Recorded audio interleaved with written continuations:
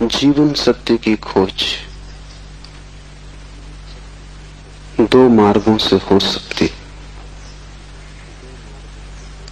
एक पुरुष का मार्ग है आक्रमण का, हिंसा का, छीन झपट का। एक स्त्री का मार्ग है समर्पण का, प्रतिक्रमण का। विज्ञान पुरुष का मार्ग है, विज्ञान आक्रमण है। धर्म स्त्री का मार्ग है, धर्म नमन है। इसे बहुत ठीक से समझ लें। इसलिए पूरब के सभी शास्त्र परमात्मा को नमस्कार से शुरू होते। वो नमस्कार केवल औपचारिक नहीं, वो केवल एक परंपरा और रीति नहीं। वो नमस्कार इंगित है कि मार्ग समर्पण का है, और जो विनम्र हैं केवल वे ही उपलब्ध हो सकेंगे, और जो आक्रामक हैं, अहंकार से भरे हैं, जो सत्य को भी छीन झपट करके पाना चाहते, जो सत्य के भी मालिक होने की आकांक्षा रखते, जो परमात्मा के द्वार पर एक सैनिक की भांति पहुंचे हैं विजय करने, वे हार जाएंगे। वे क्षुद्र को भला छीन झपट लें, विराट उनका न हो सकेगा। वे व्यर्थ को भला लूट के घर ले आए, लेकिन जो सार्थक है वो उनकी लूट का हिस्सा न बनेगा। इसलिए विज्ञान व्यर्थ को खोज लेता है, सार्थक चूक जाता है। मिट्टी, पत्थर, पदार्थ के संबंध में जानकारी मिल जाती, लेकिन आत्मा और परमात्मा की जानकारी छूट जाती। ऐसे ही जैसे तुम राह चलती एक स्त्री पर हमला कर दो, बलात्कार हो जाएगा। स्त्री का शरीर भी तुम कब्जा कर लोगे, लेकिन उसकी आत्मा तुम्हें न मिल सकेगी, उसका प्रेम तुम न पा सकोगे। तो जो लोग आक्रमण की तरह जाते हैं परमात्मा की तरह, वे बलात्कारी। वे परमात्मा के शरीर पर भला कब्जा कर लें, इस प्रकृति पर जो दिखाई पड़ती है, जो दृश्य है, उसकी चीरफाड़ कर लें, विश्लेषण कर लें, उसके कुछ राज खोज लें, लेकिन उनकी खोज वैसी ही क्षुद्र होगी जैसे किसी पुरुष ने किसी स्त्री पर हमला किया हो और बलात्कार किया हो। स्त्री का शरीर तो उपलब्ध हो जाएगा, लेकिन उपलब्धि दो कौड़ी की है, क्योंकि उसकी आत्मा को तुम छू भी न पाओगे। और अगर उसकी आत्मा को न छुआ तो उसके भीतर जो प्रेम की संभावना थी, वो जो छिपा था बीज प्रेम का, वो कभी अंकुरित न होगा। उसकी प्रेम की वर्षा तुम्हें न मिल सकेगी। विज्ञान बलात्कार है, वो प्रकृति पर हमला है। जैसे कि प्रकृति कोई शत्रु हो, जैसे कि उसे जीतना है, पराजित करना है। इसलिए विज्ञान तोड़फोड़ में भरोसा करता है, विश्लेषण तोड़फोड़ है, काटपीट में भरोसा करता है। अगर वैज्ञानिक से पूछो कि फूल सुंदर है तो तोड़ेगा फूल को, काटेगा, जांच पड़ताल करेगा, लेकिन उसे पता नहीं तोड़ने में ही सौंदर्य खो जाता। सौंदर्य तो पूरे में था, खंड खंड में सौंदर्य न मिलेगा। हाँ, रासायनिक तत्व मिल जाएंगे। किन चीजों से फूल बना है, किन पदार्थों से बना है, किन खनिज और द्रव्यों से बना है, वो सब मिल जाएगा। तुम बोतलों में अलग अलग फूल के खंडों को इकट्ठा करके लेबल लगा दोगे, तुम कहोगे ये केमिकल्स हैं, ये पदार्थ हैं, इनसे मिलकर फूल बना था। लेकिन तुम एक भी ऐसी बोतल न भर पाओगे जिसमें तुम कह सको ये सौंदर्य है जो फूल में भरा था। सौंदर्य तिरोहित हो जाएगा। अगर तुमने फूल पर आक्रमण किया तो फूल की आत्मा तुम्हें न मिलेगी, शरीर ही मिलेगा। विज्ञान इसलिए आत्मा में भरोसा नहीं करता। भरोसा करे भी कैसे? इतनी चेष्टा के बाद भी आत्मा की कोई झलक नहीं मिलती। झलक मिलेगी ही नहीं, इसलिए नहीं कि आत्मा नहीं है, बल्कि तुमने जो ढंग चुना है वो आत्मा को पाने का ढंग नहीं। तुम जिस द्वार से प्रवेश किए हो वो क्षुद्र को पाने का द्वार है। आक्रमण से जो बहुमूल्य है वो नहीं मिल सकता। जीवन का रहस्य तुम्हें मिल सकेगा अगर नमन के द्वार से तुम गए, अगर तुम झुके, तुमने प्रार्थना की, तो तुम प्रेम के केंद्र तक पहुंच पाओगे। परमात्मा को रिझाना करीब करीब एक स्त्री को रिझाने जैसा है। उसके पास अति प्रेमपूर्ण, अति विनम्र, प्रार्थना से भरा हृदय चाहिए। और जल्दी वहां नहीं है। तुमने जल्दी की कि तुम चूके, वहां बड़ा धैर्य चाहिए। तुम्हारी जल्दी और उसका हृदय बंद हो जाएगा, क्योंकि जल्दी भी आक्रमण की खबर है। इसलिए जो परमात्मा को खोजने चलते हैं उनके जीवन का ढंग दो शब्दों में समाया हुआ है, प्रार्थना और प्रतीक्षा। प्रार्थना से शास्त्र शुरू होते हैं और प्रतीक्षा पर पूरे होते हैं। प्रार्थना से खोज इसलिए शुरू होती। इस शास्त्र का पहला चरण है ओम स्वप्रकाश आनंद स्वरूप भगवान शिव को नमन। और अब शिव सूत्र प्रारंभ। इस नमन को बहुत गहरे उतर जाने दें, क्योंकि अगर द्वार ही चूक गया तो पीछे महल की जो मैं चर्चा करूंगा वो समझ में ना आएगी। पुरुष को थोड़ा हटाएं, आक्रामक वृत्ति को थोड़ा दूर करें।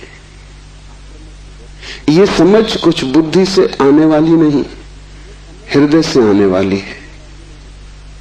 ये समझ कुछ तुम्हारे तर्क पर निर्भर न करेगी, ये तुम्हारे प्रेम पर निर्भर करेगी। इस शास्त्र को तुम समझ पाओगे, लेकिन वो समझ ऐसी न होगी जैसे कोई गणित को समझता है। वो समझ ऐसी होगी जैसे कोई काव्य को समझता है। कविता पर तुम झपट नहीं पड़ते, तुम कविता का धीरे धीरे स्वाद लेते हो, चुस्की लेते हो, जैसे कोई चाय को पीता है। तुम उसे गटक नहीं चाहते, वो कोई कड़वी दवा नहीं है। तुम उसका स्वाद लेते हो, चुस्की लेते हो, धीरे धीरे उसके स्वाद को लीन होने देते हो। और एक ही कविता को समझना हो तो बहुत बार पढ़ना पड़ता है। एक गणित को तुमने एक बार समझ लिया, फिर दोबारा करने की कोई जरूरत नहीं रह जाती। गणित समाप्त हो गया। कविता कभी भी समाप्त नहीं होती, क्योंकि हृदय का कोई और छोर नहीं। और तुम जितना ही प्रेम करते हो उतना ही उद्घाटित होता है। इसलिए पूर्व में हम शास्त्र का अध्ययन नहीं करते, हम शास्त्र का पाठ करते। अध्ययन शास्त्र का हो भी नहीं सकता। अध्ययन का अर्थ है एक बार समझ लिया फिर कचरे में फेंक दिया। जैसे कि बात खत्म होगी, जब समझ ही लिया तब दोबारा क्या करना है। पाठ का अर्थ होता है समझ बुद्धि की होती तो एक बार में पूरी हो जाती। इसकी तो चुस्कियां बार बार लेनी पड़ेगी। इसे तो जाने अनजाने न मालूम कितनी बार दोहराना पड़ेगा। इसे बहुत से भाव क्षणों में, बहुत सी मनोदशाओं में, कभी सुबह जब सूरज उगता है तब, कभी रात जब सब अंधकार हो जाता है तब, कभी मन जब प्रफुल्लित होता है तब, और कभी मन जब उदासी से भरा होता है तब, विभिन्न चित्त की दशाओं में, विभिन्न मनोक्षणों में इसमें उतरना होगा। तब इसके सभी पहलू धीरे धीरे प्रकट होंगे। फिर भी तुम इसे चुकता न कर पाओगे। कोई शास्त्र कभी चुकता नहीं। जितना ही तुम पाओगे कि खोज लिया, उतना ही तुम पाओगे खोज के लिए और भी ज्यादा बाकी रह गया। जितने तुम गहरे उतरोगे पाओगे गहराई बढ़ती चली जाती है। शास्त्र को कभी पाठ ही चुका नहीं पाता। पाठ का मतलब ही यही है कि बार बार, बहुत बार। पश्चिम इस बात को समझ भी नहीं पाता। उनकी पकड़ के बाहर है कि लोग गीता को हजारों साल से क्यों पढ़ रहे हैं, और एक ही आदमी रोज सुबह उठ के गीता पढ़ लेता है। पागल हो गया है। उनको ख्याल में नहीं कि पाठ की प्रक्रिया हृदय में उतारने की प्रक्रिया है। उसका समझ से बहुत वास्ता नहीं है, स्वाद से वास्ता है।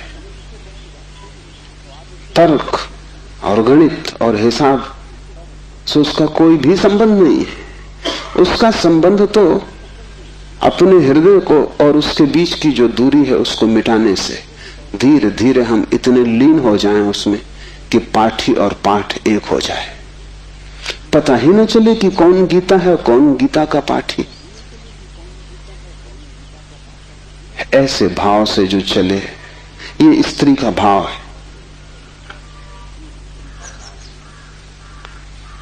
ये समर्पण की धारा है। इसे ख्याल में ले लेना। नमन से हम चले तो शिव के सूत्र समझ में आ सकेंगे। उन्हें तुम अपने में उतरने देना और जल्दी निर्णय की मत करना कि वे ठीक हैं कि गलत है, क्योंकि सूत्रों के संबंध में एक बात ख्याल रख लेना,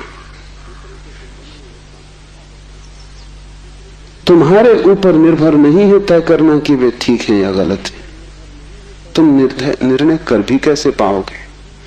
जो अंधेरे में खड़ा है वो प्रकाश के संबंध में क्या निर्णय करेगा?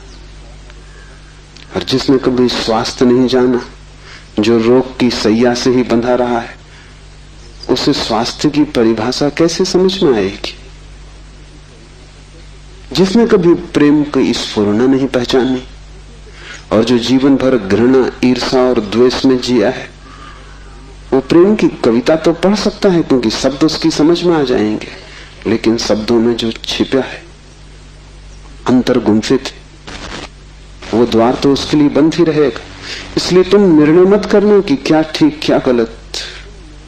तुम सिर्फ पीना, समझना भी नहीं कहता हूं, तुम सिर्फ पीना, तुम सिर्फ स्वाद में उतरना। और अगर वो स्वाद तुम्हारे भीतर रहस्य के लोग खोलने लगे और वो स्वाद अगर तुम्हारे भीतर नई सुगंध को जन्म दे दे और तुम पाओ कि क्षण भर को भी सही तुम्हारे दुर्गंध का व्यक्तित्व विलीन हो गया है, तुम्हारे भीतर कोई फूल खिला है और तुम सुगंधित हुए हो, क्षण भर को भी तुम पाओ कि तुम अंधकार नहीं हो, कोई दिया जल गया है, एक झलक मिली जैसे अंधेरे में बिजली कौंध गई हो, उसी से समझ आएगी। तुम्हारे समझने से नहीं, तुम्हारे अनुभव की झलक से समझ आएगी। इसलिए तुम विनम्र रहना। दूसरी बात, सूत्र का अर्थ होता है संक्षिप्त से संक्षिप्त, सारभूत, टेलीग्राफिक। वहां एक एक शब्द अत्यंत घन है। विस्तार नहीं होता सूत्र में, घनत्व होता है। लंबा नहीं होता सूत्र, बड़ा छोटा होता है, जैसे छोटा सा बीज होता है, उसमें सारा वृक्ष समाया होता है। जैसे बीज है ऐसा सूत्र है। बीज में तुम वृक्ष को देख भी नहीं सकते,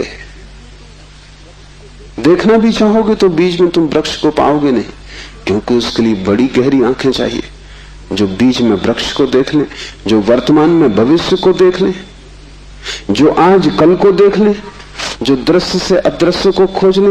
बड़ी पैनी आंखें चाहिए। वैसी पैनी आंखें तुम्हारे पास अभी नहीं है। अभी तो तुम्हें बीज बीज ही दिखाई पड़ेगा। वृक्ष को देखना हो तो बीज को तुम्हें बोना पड़ेगा, और कोई रास्ता तुम्हारे पास देखने का नहीं है। और जब बीज टूटेगा जमीन में और वृक्ष अंकुरित होगा, तभी तुम पहचान पाओगे ये सूत्र बीज है, इन्हें तुम्हें अपने हृदय में बोना होगा। तुम अभी निर्णय मत करना, क्योंकि अभी तुमने अगर बीज पर निर्णय लिया तो तुम इसे फेंक ही दोगे, कचरा कूड़ा मालूम पड़ेगा। बीज में कंकड़ पत्थर में कोई ज्यादा फर्क नहीं है। कभी कभी तो कंकड़ पत्थर ज्यादा चमकीले, रंगीन, खूबसूरत, कीमती होते, लेकिन बीज और कीमती से कीमती कोहिनूर में भी एक फर्क है कि तुम कोहिनूर को बो दो तो उसमें से कुछ पैदा ना होगा। वो कीमती कितना ही वो मुर्दा है, उसका मूल्य ना समझ कितने ही समझते हो, लेकिन जीवन उसमें नहीं, वो लाश है। और बीज कुरूप भी दिखाई पड़ता हो, कोई उसकी कीमत भी ना हो, लेकिन उसमें जीवन छिपा है, तुम उससे बोदो, उससे विराट वृक्ष पैदा होगा। और एक बीज से करोड़ों बीज लग जाएंगे। एक छोटा सा बीज इस सारे विश्व को पैदा कर सकता है, क्योंकि एक बीज से करोड़ों बीज पैदा होते हैं, फिर करोड़ों बीज से, हर बीज से करोड़ बीज पैदा होते हैं। एक छोटे बीज में सारे विश्व का ब्रह्मांड समा सकता है। सूत्र बीज है, उसके साथ जल्दी नहीं की जा सकती। उसको बोओगे हृदय में और अंकुरित होगा, फूल लगेंगे, तभी तुम जान पाओगे, तभी निर्णय लिया जा सकता है। तीसरी बात, इसके पहले कि हम शुरू करें, धर्म महान क्रांति है। धर्म के नाम से तुमने जो समझा हुआ है उसका धर्म से ना के बराबर संबंध है। इसलिए शिव के सूत्र तुम्हें चौंकाएंगे भी, तुम भयभीत भी होगे, डरोगे भी, क्योंकि तुम्हारा धर्म डगमगाएगा। तुम्हारा मंदिर, तुम्हारी मस्जिद, तुम्हारे गिरजे, अगर ये सूत्र तुमने समझे तो गिर जाएंगे। तुम उन्हें बचाने की कोशिश में मत लगना, क्योंकि वे बचे भी रहे तो भी उनसे तुम्हें कुछ भी मिला नहीं। तुम उनमें जी ही रहे हो और तुम मुर्दा हो। मंदिर काफी सजे हैं, लेकिन तुम्हारे जीवन में कोई भी खुशी की किरण नहीं। मंदिर में काफी रोशनी, उससे तुम्हारे जीवन का अंधकार नहीं मिटता। तो उससे भयभीत मत होना, क्योंकि सूत्र तुम्हें कठिनाई में तो डालेंगे ही, क्योंकि शिव कोई पुरोहित नहीं है। पुरोहित की भाषा तुम्हें हमेशा संतोषदायी मालूम पड़ती, क्योंकि पुरोहित को तुम्हारा शोषण करना है। पुरोहित तुम्हें बदलने को उत्सुक नहीं है। तुम जैसे हो ऐसे ही रहो, इसी में उसका लाभ है। तुम जैसे हो रुग्ण बीमार, ऐसे ही रहो, इसी में उसका व्यवसाय है। मैंने सुना है एक डॉक्टर ने अपने लड़के को पढ़ाया, पढ़ लिख के घर आया, पिता ने कभी छुट्टी भी ना ली थी, तो उसने कहा कि अब तू मेरी कारोबार को संभाल और मैं 3 महीने विश्राम कर लूं। जीवन भर सिर्फ मैंने कमाया है, कभी विश्राम नहीं लिया।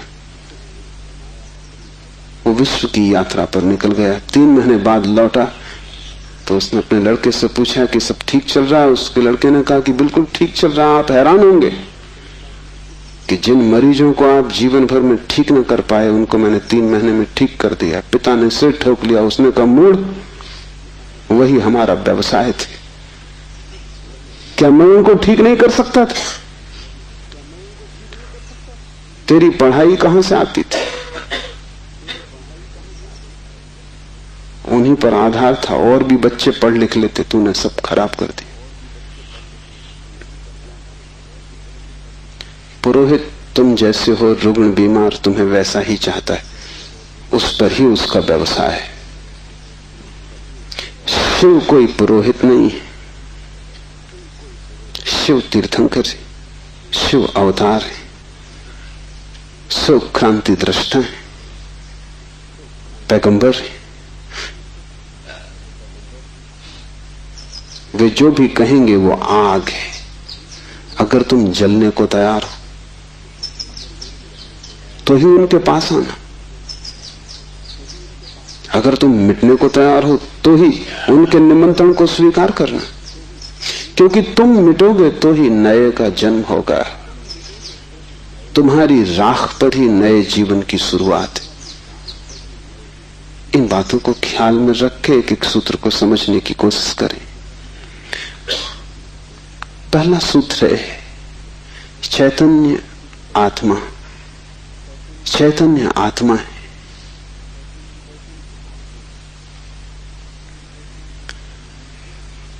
चैतन्य हम सभी हैं, लेकिन आत्मा का हमें कोई पता नहीं चलता। अगर चैतन्य ही आत्मा है तो हम सभी को पता चल जाना चाहिए। हम सब चैतन्य हैं। लेकिन चैतन्य आत्मा है, इसका क्या अर्थ होगा? पहला अर्थ, इस जगत में सिर्फ चैतन्य ही तुम्हारा अपना है। आत्मा का अर्थ होता है अपना, से सब पराया है। शेष कितना ही अपना लगे, पराया है। मित्र हो, परिजन हो, परिवार के लोग हो, धन हो, यश पद प्रतिष्ठा हो, बड़ा साम्राज्य हो, वह सब जिसे तुम कहते हो मेरा, वहां धोखा है, क्योंकि वो सभी मृत्यु तुमसे छीन लेगी। मृत्यु कसौटी है, कौन अपना है कौन पराया है। मृत्यु जिससे तुम्हें अलग कर दे वो पराया था, और मृत्यु तुम्हें जिससे अलग न कर पाए वो अपना था। आत्मा का अर्थ है जो अपना है। लेकिन जैसे ही हम सोचते हैं अपना, वैसा ही दूसरा प्रवेश कर जाता है।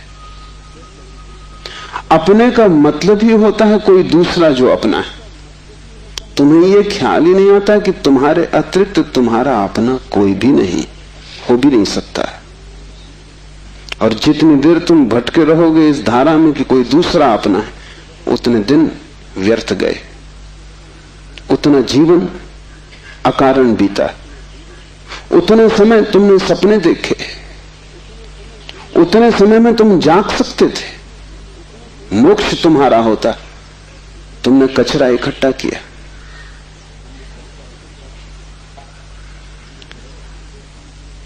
सिर्फ तुम ही तुम्हारे हो, ये पहला सूत्र। मेरे अतिरिक्त मेरा कोई भी नहीं। ये बड़ा क्रांतिकारी सूत्र है, बड़ा समाज विरोधी, क्योंकि समाज जीता इसी आधार पर है कि दूसरे अपने हैं, जाति के लोग अपने हैं, देश के लोग अपने हैं। मेरा देश, मेरी जाति, मेरा धर्म, मेरा परिवार, मेरे का सारा खेल। समाज जीता है मेरी की धारणा पर। इसलिए धर्म समाज विरोधी तत्व है। धर्म समाज से छुटकारा है, दूसरे से छुटकारा है। और धर्म कहता है कि तुम्हारे अतिरिक्त तुम्हारा और कोई भी नहीं। ऊपर से देखने पर बड़ा स्वार्थी वचन मालूम पड़ेगा, क्योंकि ये तो ये बात हुई कि बस हम ही अपने हैं, तो तत्क्षण हमें लगता है ये तो स्वार्थ की बात हुई। ये स्वार्थ की बात नहीं। अगर ये तुम्हें ख्याल में आ जाए तो ही तुम्हारे जीवन में परार्थ और परमार्थ पैदा होगा, क्योंकि जो अभी आत्मा के भाव से ही नहीं भरा है, उसके जीवन में कोई परार्थ और कोई परमार्थ नहीं हो सकता। तुम कहते हो दूसरों को मेरा, लेकिन मेरा कह के तुम करते क्या हो? मेरा कह के तुम उन्हें चूसते हो। मेरा तुम्हारा शोषण का हिस्सा है, फैलाव है। जिसको भी तुम मेरा कहते हो, तुम उसे गुलाम बनाते हो, तुम उसे अपने परिग्रह में परिवर्तित कर देते हो। मेरी पत्नी, मेरा पति, मेरा बेटा, मेरा पिता, तुम करते क्या हो? इस मेरे के पीछे, इस मेरे के पर्दे के पीछे तुम्हारे संबंध का मूल आधार क्या है? तुम चूसते हो, तुम शोषण करते हो, तुम दूसरे का उपयोग करते हो।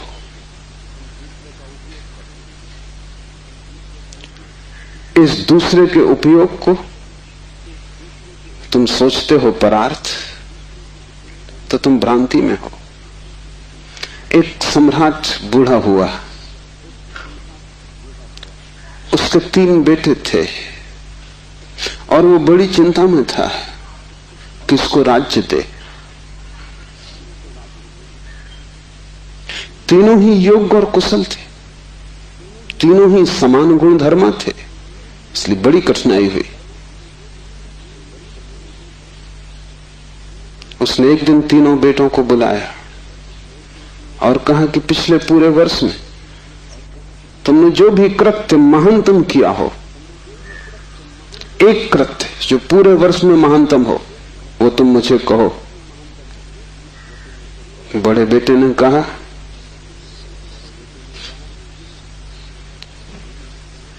कि गांव का जो सबसे बड़ा धनपति है वो तीर्थ यात्रा पर जा रहा था। उसने करोड़ों रुपए के हीरे जवाहरात बिना गिने, बिना किसी हिसाब किताब के, बिना किसी दस्तखत लिए मेरे पास रख दिए और कहा कि जब मैं लौट आऊंगा तीर्थ यात्रा से मुझे वापस लौटा देना।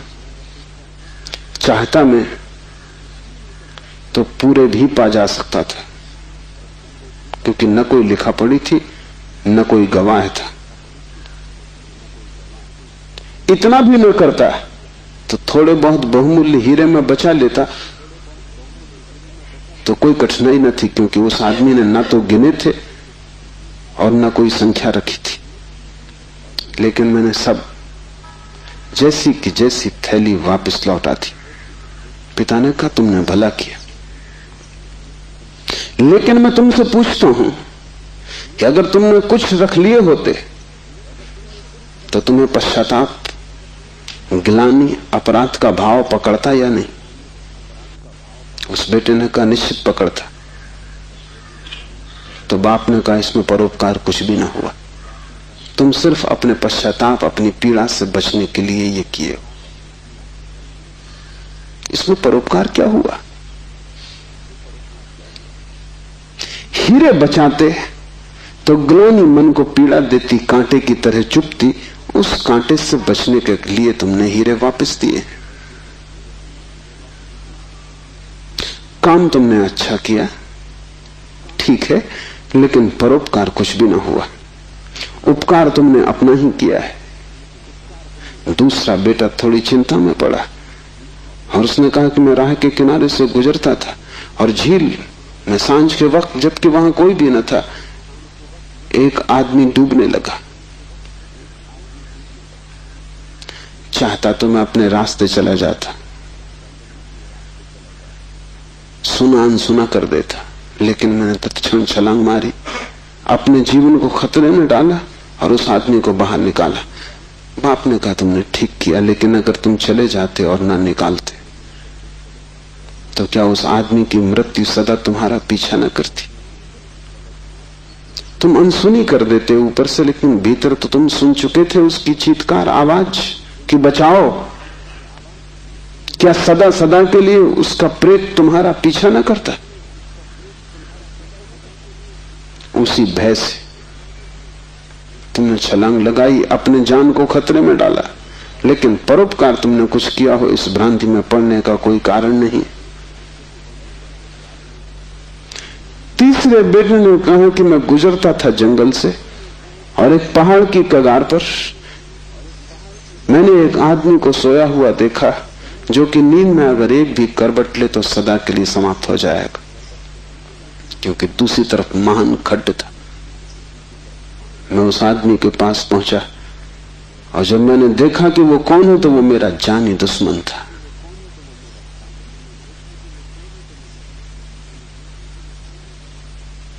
मैं चुपचाप अपने रास्ते पे जा सकता था।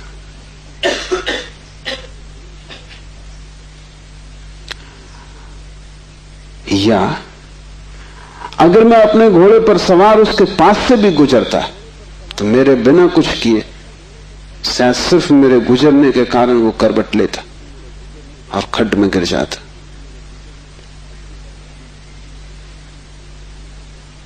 लेकिन मैं आहिस्ते से जमीन पर सरकता हुआ उसके पास पहुंचा कि कहीं मेरी आहट में वो गिर न जाए।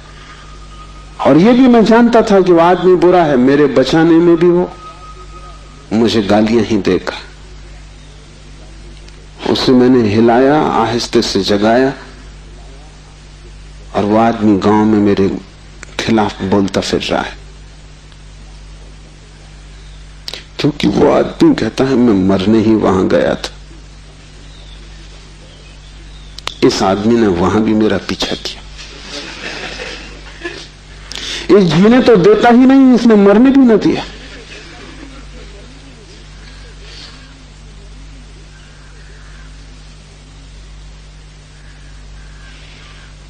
पिता ने कहा, तुम दोस्त से बेहतर हो, लेकिन परोपकार ये भी नहीं। क्यों? क्योंकि तुम अहंकार से फूले नहीं समा रहे हो कि तुमने कुछ बड़ा कार्य कर दिया। बोलते हो तो तुम्हारी आंखों की चमक और हो जाती, कहते हो तो तुम्हारा सीना फूल जाता है। और जिस कृत्य से अहंकार निर्मित होता हो वो परोपकार न रहा। बड़े सूक्ष्म मार्ग से तुमने अपने अहंकार को उससे भर लिया। तुम सोच रहे हो तुम बड़े धार्मिक को परोपकारी हो, तुम इन दो से बेहतर हो, लेकिन मुझे राज्य के मालिक के लिए किसी तीसरे की ही तलाश, चौथे की ही तलाश करनी पड़ेगी। जब तुम परोपकार करते हो तब तुम कर नहीं सकते, क्योंकि जिसे अपना ही पता नहीं है वो परोपकार करेगा कैसे? तुम चाहे सोचते हो कि तुम कर रहे हो गरीब की सेवा, अस्पताल में बीमार के पैर दबा रहे हो, लेकिन अगर तुम गौर से खोजोगे तो तुम कहीं ना कहीं अपने अहंकार को ही भरता हुआ पाओगे। और अगर तुम्हारा अहंकार ही सेवा से भरता है तो सेवा भी शोषण है। आत्मज्ञान के पहले कोई व्यक्ति परोपकारी नहीं हो सकता है, क्योंकि स्वयं को जाने बिना इतनी बड़ी क्रांति हो ही नहीं सकती। मैंने सुना है कि मुल्ला नसरुद्दीन की पत्नी उससे झगड़ रही और कह रही थी कि मामला क्या है, एक दफा साफ हो जाना चाहिए। तुम मेरे सभी रिश्तेदारों को नफरत और घृणा क्यों करते हो? नसरुद्दीन ने कहा, यह बात गलत है, ये बात तथ्यगत भी नहीं है, और मैं इसका प्रमाण है मेरे पास। और प्रमाण यह है कि मैं तुम्हारी सास को अपनी सास से ज्यादा चाहता हूं। अहंकार ऐसे रास्ते खोजता, ऊपर से दिखता है कि तुम परोपकार कर रहे हो, लेकिन भीतर तुम ही खड़े होते हो। और जितनी सूक्ष्म हो जाती है यात्रा, उतनी ही पकड़ के बाहर हो जाती। दूसरे तो पकड़ ही नहीं पाते, तुम भी नहीं पकड़ पाते हो। दूसरे तो धोखे में पड़ते ही हैं, तुम भी अपने दिए धोखे में घूम जाते हो, भटक जाते हो। हम सभी ने अपनी अपनी भूल भुलैया बना ली। उसमें हमने दूसरों को धोखा देने के लिए ही शुरू किया था सारा उपाय, आयोजन। ये हमने कभी सोचा न था कि अपनी बनाई भूल भुलैया में हम खुद ही खो जाएंगे, लेकिन हम खो गए। पहली बात स्मरण रखो, तुम्हारे अतिरिक्त तुम्हारा कोई भी नहीं है। जैसे ही यह स्मरण सघन होता है कि चैतन्य ही आत्मा है, बस चैतन्य ही मैं हूं और सब पर है, पराया है, विजाती है, वैसे ही तुम्हारे जीवन में क्रांति की पहली किरण प्रविष्ट हो जाती। वैसे ही तुम्हारे और समाज के बीच एक दरार पड़ जाती। वैसे ही तुम्हारे और तुम्हारे संबंधों के बीच एक दरार पड़ जाती। लेकिन आदमी अपनी तरफ देखना नहीं चाहता। देखना कठिन भी है, क्योंकि देखने के पहले जिस प्रक्रिया से गुजरना पड़ता है वो बहुत संघातक है। एक मारवाड़ी व्यापारी एक फिल्म अभिनेत्री के प्रेम में पड़ गया। वैसे बात अनहोनी थी, मारवाड़ी और व्यापारी प्रेम से सदा दूर ही रहता है, लेकिन अनहोनी भी घटती है। प्रेम में तो पड़ गया, लेकिन व्यापारी का संदेह भरा चित्त, तो उसने एक जासूस नियुक्त कर दिया अभिनेत्री के पीछे कि तू पता लगा, इसका चरित्र तो ठीक है ना, इसके पहले कि मैं प्रस्ताव करूं विवाह का, सब बात पक्की कागज पर साफ हो जानी चाहिए। जासूस ने बड़ी खोजबीन की। 7 दिन बाद उसने रिपोर्ट भी भेज दी। रिपोर्ट आई कि इस स्त्री का चरित्र एकदम निर्दोष निष्कलुष है। ऐसी कोई बात कभी इसके संबंध में नहीं सुनी गई, नहीं जानी गई जिससे संदेह पैदा हो। सिर्फ एक बात को छोड़कर पिछले कुछ दिनों से एक संदिग्ध मारवाड़ी के साथ ये देखी जाती।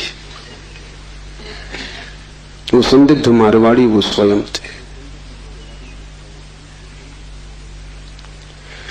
आंख दूसरे को देखती है, हाथ दूसरे को छूते हैं, मन दूसरे की सोचता है, और तुम सदा अंधेरे में खड़े रह जाते हो। तुम्हारी हालत वही है जो दिया तले अंधेरे की होती। उस दिए की रोशनी सब पे पड़ती, सिर्फ तुम्हें छोड़ देती। इसलिए तुम भटकते हो उस रोशनी में, सब तरफ सब दिशाओं में यात्रा करते हो, और एक अपरिचित रह जाता है, और वही तुम हो।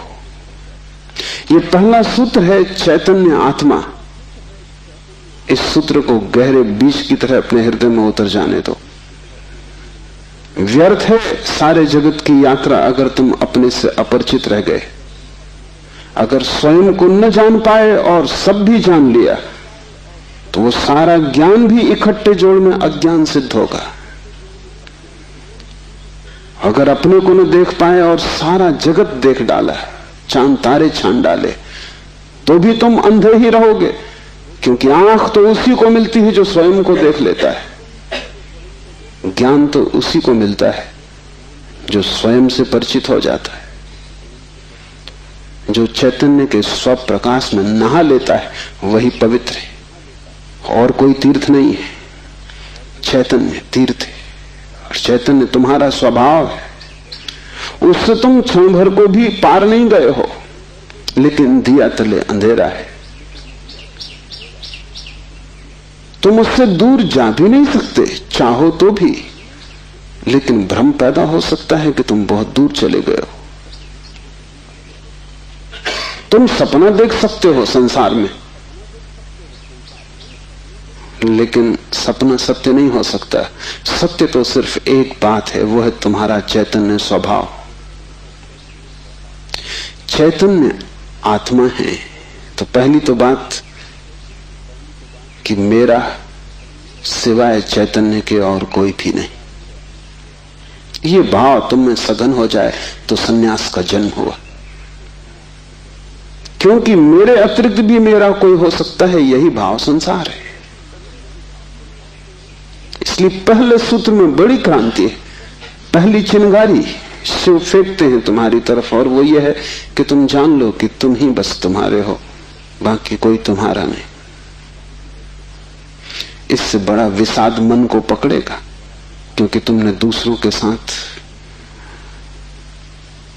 बड़े संबंध बना रखे, बड़े सपने संजो रखे, दूसरों के साथ तुम्हारी बड़ी आशाएं जुड़ी हैं।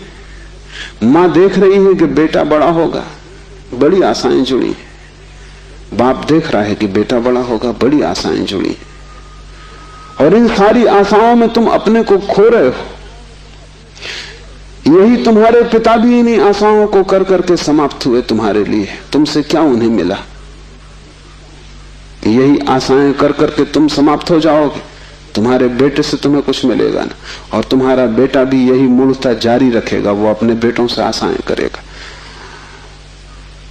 नहीं, अपनी तरफ देखो, न तो पीछे न आगे, कोई भी तुम्हारा नहीं है। कोई बेटा तुम्हें नहीं भर सकेगा, कोई संबंध तुम्हारी आत्मा नहीं बन सकता। तुम्हारे अतिरिक्त तुम्हारा कोई मित्र नहीं है, लेकिन तब बड़ा डर लगता है, क्योंकि लगता है कि तुम अकेले हो गए। और आदमी इतना भयभीत है कि गली से गुजरता है अकेले में तो भी जोर से गीत गाने लगता है, अपनी ही आवाज सुन के लगता है कि अकेला नहीं। ये तुम अपनी ही आवाज सुन रहे हो। बाप जब बेटे में अपने सपने रचा रहा है तो बेटे की कोई सहमति नहीं है। ये बाप खुद ही अकेले में सीटी बजा रहा है। इसलिए दुखी होगा कल, क्योंकि इसने जिंदगी भर सपने रचाए और ये सोचता है कि बेटा भी यही सपने देख रहा है। ये गलती में, बेटा अपने सपने देखेगा, तुम अपने सपने देख रहे हो, तुम्हारे बाप ने अपने सपने देखे थे, ये कहीं मिलते नहीं। हर बाप दुखी मरता है। क्या कारण होगा? क्योंकि जो जो सपने वो बांधता है वो सभी सपने बिखर जाते हैं। हर आदमी अपने सपने देखने को यहां है, तुम्हारे सपने देखने को नहीं। और तुम्हें अगर चाहिए कि एक आत्म स्थिति उपलब्ध हो जाए, एक तृप्ति मिले, तो तुम सपने किसी और के साथ मत बांधना, अन्यथा तुम भटकोगे।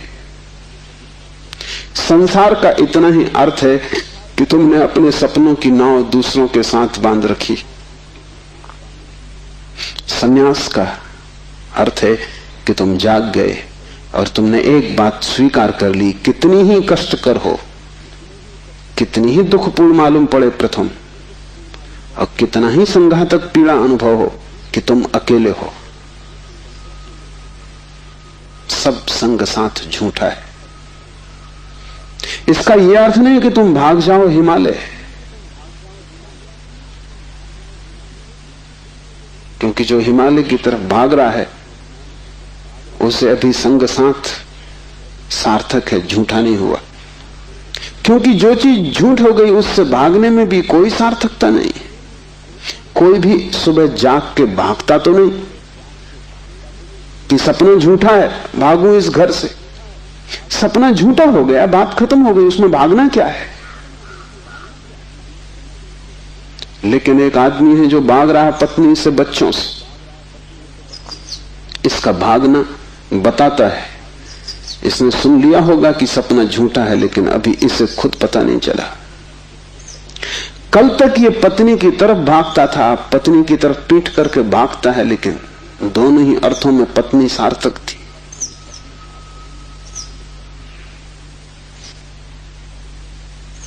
एक जैन संत हुए, गणेश वर्णी। वर्षों पहले उन्होंने पत्नी त्याग दी। साधु पुरुष थे।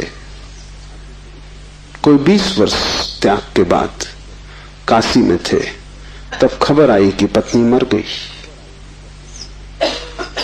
उनके मुंह से जो वचन निकला वो याद रख लेने जैसा है। उन्होंने कहा चलो झंझट मिटी।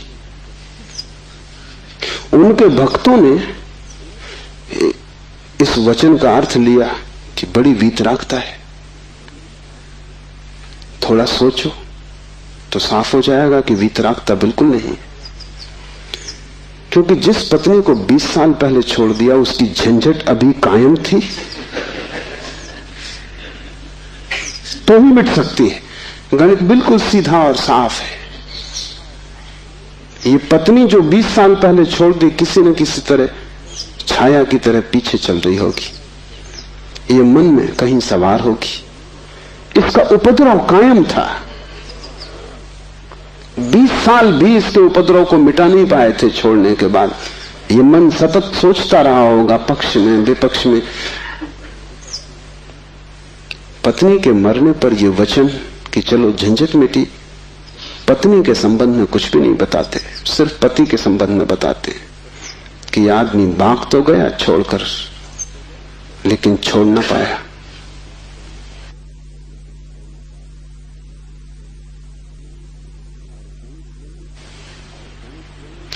और गणेश वर्णी साधु पुरुष थे, इसलिए थोड़ा सोच लेना, साधु पुरुष भी बड़ी भ्रांति में रह सकते। उनके चरित्र में, आचरण में कोई भूल चूक न थी।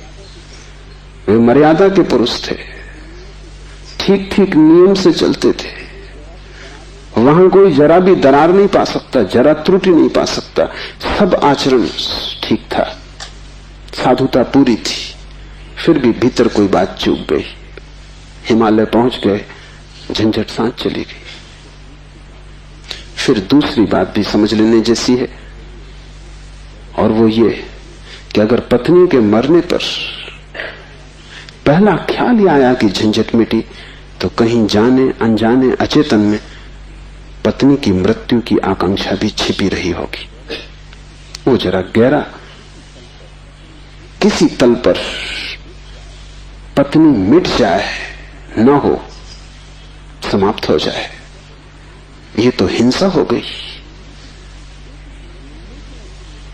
लेकिन एक एक वचन भी अकारण नहीं आता, आसमान से नहीं आता, एक एक वचन भी भीतर से आता। और ऐसे क्षणों में जबकि पत्नी मर गई इसकी खबर आई हो, तुम ठीक ठीक अपने रोजमर्रा के व्यवसायी होश में नहीं होते हो, तब तुमसे जो बात निकलती है वो ज्यादा सही होती। घंटे भर बाद तुम्हें मौका मिल जाएगा, तुम खुद ही सोच समझ के लीप पोता कर लोगे, तुम फिर जो कहोगे वो बात झूठी हो जाएगी। लेकिन तत्क्षण उस क्षण में वर्णी चूक गए।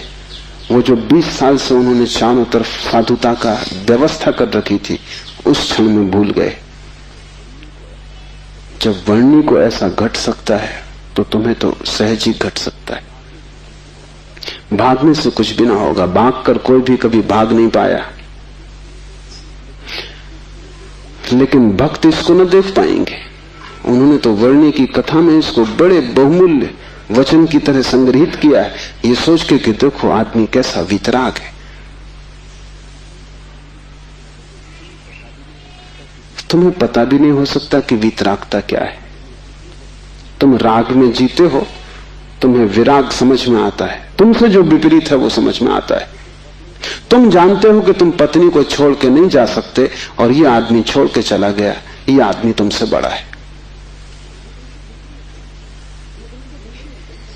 ये तुमसे विपरीत है, लेकिन तुमसे भिन्न नहीं। तुम पैर के बल खड़े हो, यह आदमी सिर के बल खड़ा है, लेकिन तुम्हारे मन में और इसके मन में रत्ती भर भी फर्क नहीं। खोज के देखो, तुम सभी सोचते हो कि पत्नी झंझट। तुम एक आध ऐसा पति पा सकते हो जो कहे पत्नी झंझट नहीं। पत्नी के सामने मत पूछना, एकांत में अकेले। मुल्ला नसरुद्दीन ने मुझे कहा है कि मैं भी कभी सुखी था, लेकिन ये मुझे पता ही तब चला जब मैंने विवाह कर लिया, और तब फिर बहुत देर हो चुकी थी। मैं भी कभी सुखी था, ये पता मुझे तब चला जब मैंने विवाह कर लिया, लेकिन तब तक तो बहुत देर हो चुकी थी, सुख हाथ से जा चुका था। पति को गहराई में पूछो तो ऐसा पति खोजना कठिन है जिसने कई बार पत्नी की हत्या करने का विचार न किया हो, सपने न देखे हो कि मार डाला पत्नी को। सुबह उठ के वो भी कहेगा कैसा बेहुदा सपना, लेकिन अचेतन आकांक्षा है। जिससे झंझट पैदा होती है उसे मिटा देने का मन सीधा तर्क है, लेकिन झंझट दूसरे से कभी पैदा होती ही नहीं। पत्नी में अगर कोई उपद्रव होता तो कौन तुम्हें रोकता था? तुम सब भाग गए होते हिमालय। उपद्रव पत्नी में नहीं है, क्योंकि तुम हिमालय जाके फिर पत्नी खोज लोगे। उपद्रव तुम्हारे भीतर है। तुम अकेले नहीं रह सकते, तुम्हें कोई दूसरा चाहिए। अकेले में तुम डरते हो, कोई दूसरा, तब तुम निश्चिंत मालूम पड़ते हो। क्यों? दूसरे की मौजूदगी से आश्वासन मिलता है। दुख में सुख में कोई साथी है, जीवन में मृत्यु में कोई साथी है। लेकिन अकेलापन स्वभाव है, और जिस व्यक्ति ने यह अनुभव कर लिया कि आत्मा ही बस मेरी है, उसने अपने अकेलेपन को अनुभव कर लिया। भागने की कोई भी जरूरत नहीं, तो झंझट पीछे चली जाएगी। तुम जहां हो वहीं रहना, रत्ती भर भी बाहर कोई फर्क करने की आवश्यकता नहीं है, लेकिन भीतर तुम अकेले हो जाना। भीतर तुम कैवल्य को अनुभव करना कि मैं अकेला हूं, कोई संगी साथी नहीं। और ये तुम दोहराना मत, क्योंकि दोहराने की कोई जरूरत नहीं कि रोज सुबह बैठ के तुम दोहराओ कि मैं अकेला हूं, कोई संगी साथी नहीं। इससे कुछ भी ना होगा। ये दोहराना तो सिर्फ यही बताएगा कि तुम्हें अभी ख्याल नहीं हुआ। इसे समझना, ये तथ्य है कि तुम अकेले हो। समझने में अड़चन है, वही तपश्चर्या है। तप का अर्थ नहीं है कि तुम धूप में खड़े हो जाओ। आदमी को छोड़ के सभी पशु पक्षी धूप में खड़े, उनमें से कोई भी मोक्ष नहीं चला जा रहा है। और तप का अर्थ ये नहीं है कि तुम भूखे खड़े हो जाओ, अनशन कर लो, उपवास कर दो, क्योंकि आधी दुनिया वैसे ही भूखी मर रही है। कोई उपवास करके मोक्ष नहीं पहुंच जाता है। शरीर को गला दो, जला दो, उससे कुछ हल नहीं है। वो सिर्फ आत्महिंसा है और महानतम पाप है। और सिर्फ मूढ़ उस पाप में उतरते हैं। जिन्हें थोड़ा भी बोध है वो ऐसी नासमझियां ना करेंगे।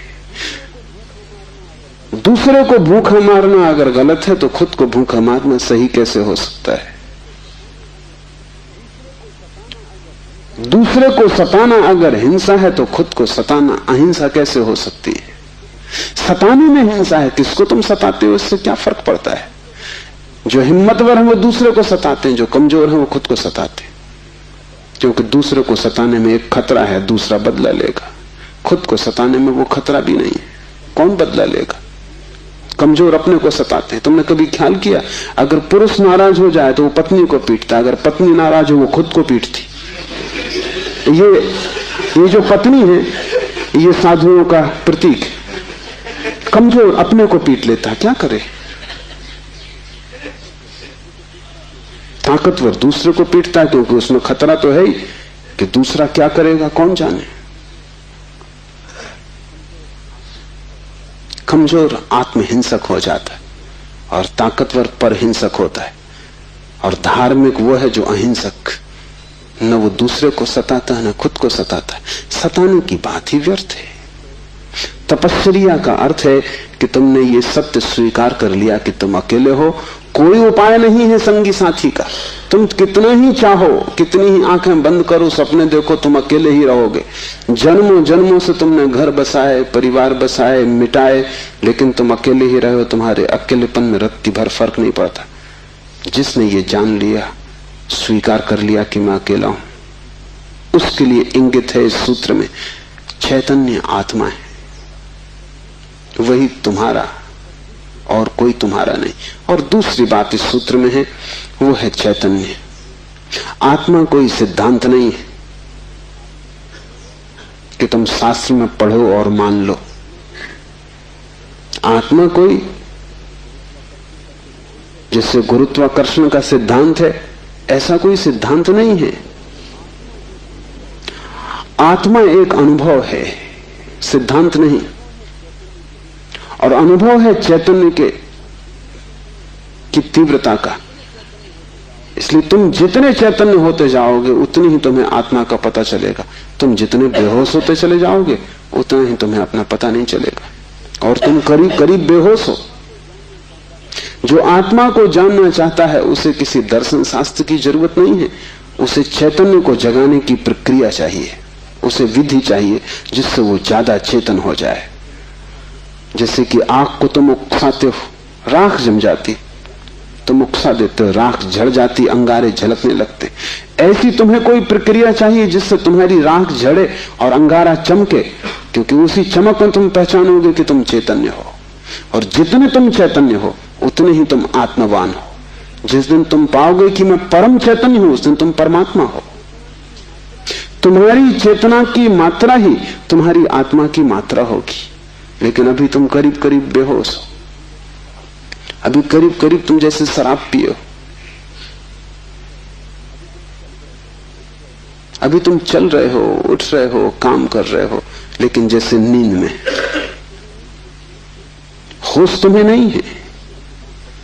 कभी तुमने ख्याल किया, किताब पढ़ते वक्त तुम पूरा पेज पढ़ जाते हो, तब तुम्हें ख्याल आता है, अरे मैं पूरा पेज पढ़ भी गया और एक शब्द याद नहीं। तुमने कैसे पढ़ा होगा पूरा पेज? तुम पढ़ सकते हो सोए सोए,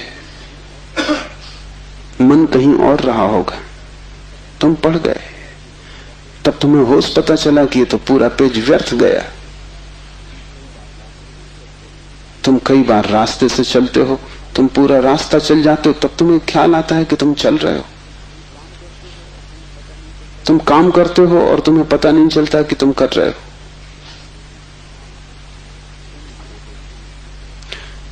बेहोशी में जी रहे हो,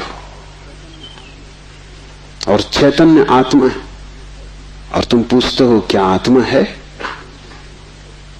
तुम चाहते हो कोई प्रमाण दे, तुम चाहते हो कोई सिद्ध करे, कोई तर्क से तुम्हें समझा दे तो तुम भी मान लो, नहीं तो तुम नास्तिक हो जाओगे। नास्तिकता बेहोशी का सहज परिणाम है, आस्तिकता होश का फल। जितना तुम्हारा होश बढ़ेगा तो जरूरत नहीं है कि तुम मानो कि आत्मा है, क्योंकि कई ना समझ मान रहे हैं, उससे कुछ हल नहीं होता। इस मुल्क में तो सभी मानते हैं कि आत्मा है, लेकिन इससे क्या फर्क पड़ता है? तुम्हारे जीवन में कोई क्रांति इससे आती नहीं। शायद तुम इसलिए मान लेते हो कि हजारों साल से दोहराया जा रहा है। सुनते सुनते तुम्हारे कान पक गए, सुनते सुनते तुम भूल ही गए हो कि संबंध में सोचना भी है। सुनते सुनते पुनरुक्ति से आदमी सम्मोहित हो जाता है। एक ही बात बार बार दोहराई चली जाए तो तुम भूल जाते हो कि वो संदेह किया जा सकता है, विचार किया जाता है। और फिर आत्मा है, इससे तुम्हें बड़ा संतोष भी मिलता है। शरीर मरेगा ये तुम्हें पता है, आत्मा नहीं मरेगी, इससे बड़ी हिम्मत बनती है। और आत्मा कभी नहीं मरेगी, अग्नि उसे जलाएगी नहीं, शस्त्र उसे छेदेंगे नहीं, मृत्यु उसका कुछ बिगाड़ न सकेगी। इससे तुम्हें बड़ी सांत्वना मिलती, पर सांत्वना सत्य नहीं है। आत्मा को कोई न तो स्वीकार कर सकता है सिद्धांत की तरह, और न पुनरुक्ति की तरह कोई सम्मोहित हो सकता है। आत्मा को तो केवल वही लोग जान पाते हैं जो चैतन्य को बढ़ाते हैं। इस तरह जियो कि तुम पर राख इकट्ठी ना हो, इस तरह जियो कि तुम्हारे भीतर का अंगारा जलता रहे, प्रकाशित हो। इस तरह जियो कि प्रति क्षण तुम होश में रहो, बेहोश नहीं। मुल्ला नसरुद्दीन को बच्चा पैदा हुआ, पहला ही लड़का था, और नसरुद्दीन बड़ा खुश हुआ। अपने खास मित्र को बुलाया, खुशी मनाने दोनों शराब घर में गए, क्योंकि तुम एक ही खुशी जानते हो, बेहोशी। ये बड़े मजे की बात है। शिव, बुद्ध, महावीर, वे सब चिल्ला चिल्ला के कहते हैं कि दुनिया में एक ही आनंद है, वो है होश। और तुम एक ही सुख जानते हो, वो है बेहोशी। या तो तुम ठीक हो या वो ठीक है, दोनों तो ठीक नहीं हो सकते। मुल्ला नसरुद्दीन सीधा शराब घर गया, बजाय अस्पताल जाने के पहले बेटे को देखता। उसने कहा कि पहले जरा आनंद कर लें, कितने दिनों का सपना पूरा हुआ। डट के दोनों पी गए। जब दोनों पी के पहुंचे अस्पताल और कांच की खिड़की में से बेटे को देखा तो मुल्ला रोने लगा। उसने अपने मित्र से कहा, पहली तो बात मेरे जैसा मालूम नहीं होता। अपना उन्हें पता नहीं है, अभी खुद की शक्ल भी वो पहचान ना सकेंगे, लेकिन मेरा जैसा नहीं मालूम होता। और दूसरी बात, बड़ा छोटा दिखाई पड़ता है। इतने छोटे बच्चे को लेकर करेंगे भी क्या? ये बचेगा? मित्र ने कहा, मत घबराओ, जब मैं पैदा हुआ था तो मैं भी 3 ही पाउंड का था। नसरुद्दीन ने कहा, फिर तुम बचे?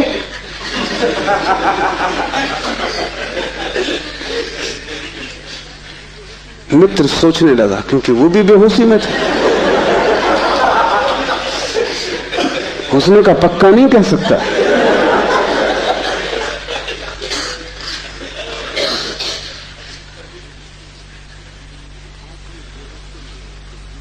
आदमी बेहोशी में है, उसके जीवन का सारा परिप्रेक्ष्य, उसकी सारी दृष्टि उसकी बेहोशी से भर जाती, सब धुआं धुआं हो जाता है।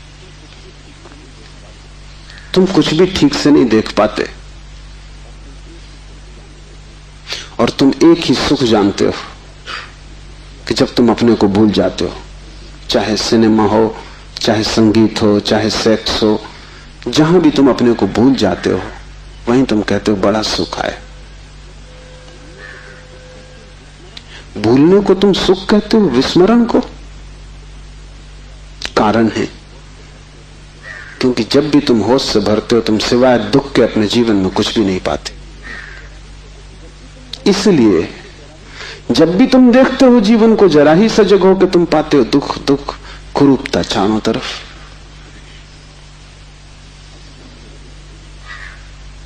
एक मेरे मित्र अविवाहित ही रह गए, उनसे मैंने पूछा कि क्या हुआ, कैसे चूक गए? तो उन्होंने कहा कि बड़ी अड़चन आई। जिस स्त्री को मैं प्रेम करता था, जब मैं शराब पी लेता तब वो मुझे सुंदर मालूम पड़ती, तब मैं शादी करने को राजी, लेकिन तब वो राजी नहीं। और जब मैं होश में होता तब मैं राजी नहीं, तब वो राजी होती थी। इसलिए चूक गए, कोई उपाय ना हुआ, मेल ना हो सका। तुम जब भी आंख खोल कर देखोगे सब तरफ कुरूपता और दुख पाओगे। जब तुम बेहोश होते हो तब सब ठीक लगता है। इसलिए तुम्हें तकलीफ मालूम पड़ती, चैतन्य आत्मा असंभव। इसलिए दुख से गुजरना होगा। उसको ही तपश्चर्या कहा है। जब कोई व्यक्ति जागना शुरू करता है तो पहले तो उसे दुख में से ही गुजरना होगा, क्योंकि तुमने जन्मों जन्मों तक दुख अपने चारों तरफ निर्मित किए हैं। कौन उनसे गुजरेगा तुम अगर न गुजरे तो? इसको हमने कर्म कहा है। कर्म का कुल इतना ही अर्थ है कि जन्मों जन्मों तक हमने चारों तरफ दुख निर्मित किए, जाने अनजाने हमने दुख की फसल बोई है, काटेगा कौन? तो जब भी तुम होश में आते हो तुम्हें फसल दिखाई पड़ती बड़ी लंबी, इस खेत से तुम्हें गुजरना पड़ेगा। डर के मारे तुम वहीं बैठ जाते हो, फिर आंख बंद करके शराब पी लेते हो कि ये तो बहुत झंझट का काम है। लेकिन जितनी तुम शराब पीते हो उतनी ये फसल बढ़ती जाती। हर जन्म तुम्हारे कर्म की श्रृंखला में कुछ और जोड़ जाता है, घटाता नहीं। तुम और भी गर्त में उतर जाते हो, नरक और करीब आ जाता है। होश से भरोगे तो पहला तो घटना ये घटने ही वाली है कि तुम्हारे जीवन में चारों तरफ दुख दिखाई पड़ेगा, नरक, क्योंकि तुमने वो निर्मित किया है। और अगर तुमने हिम्मत रखी, साहस रखा और तुम उस दुख से गुजर गए, तो जिस दुख से तुम सचेतन रूप से गुजर जाओगे वो फसल कट गई। उन दुखों से तुम्हें न गुजरना पड़ेगा फिर। और अगर एक बार तुम सारी दुख की श्रृंखला से गुजर जाओ, कर्म की श्रृंखला से, क्योंकि वो तुम्हारी आत्मा के चारों तरफ बंधी हुई जंजीरें, अगर तुम उन सब से गुजर जाओ और होश न खो और हिम्मत जारी रखो कि कोई फिक्र नहीं, जितना दुख मैंने पैदा किया है मैं गुजरूंगा, मैं अंत तक जाऊंगा। मैं उस प्रथम घड़ी तक जाना चाहता हूं जब मैं निर्दोष था और दुख की यात्रा शुरू न हुई थी, जब मेरी आत्मा परम पवित्र थी और मैंने कुछ भी संग्रह न किया था दुख का।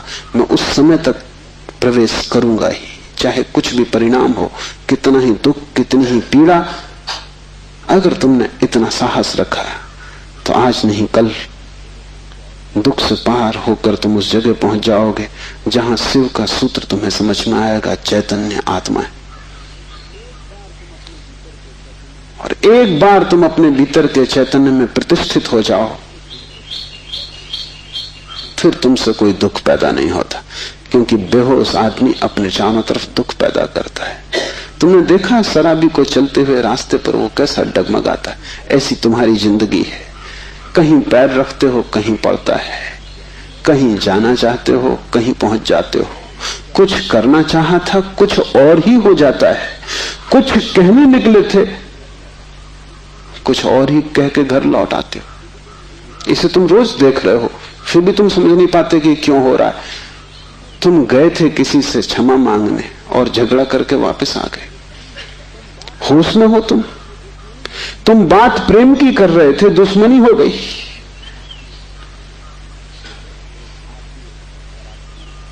एक आदमी शराब पिए आकाश की तरफ देखता हुआ चला जा रहा था। एक कार उसके पास से निकली, बामुश्किल ड्राइवर बचा पाया। गाड़ी रोक के ड्राइवर ने कहा, महानुभाव, अगर आप नहीं देखते वहां जहां आप जा रहे हैं तो फिर आप वहीं चले जाएंगे जहां आप देख रहे हैं।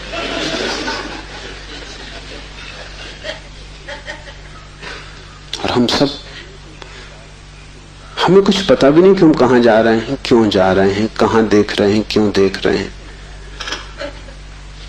चले जा रहे हैं।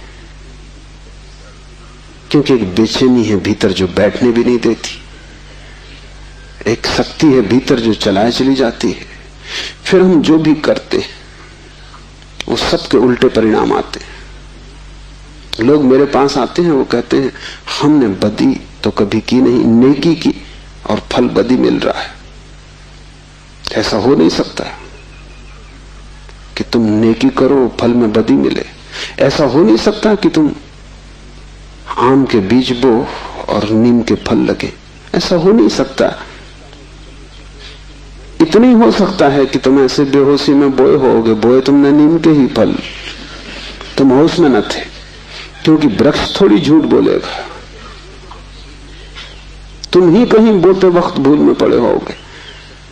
तुम जब नेकी भी करते हो तब भी तुम्हारा नेकी करने का मन नहीं होता। तुम सच भी बोलते हो तो तुम दूसरे को चोट पहुंचाने के लिए सच बोलते हो। तुम सच बोलते हो दूसरे के अपमान के लिए।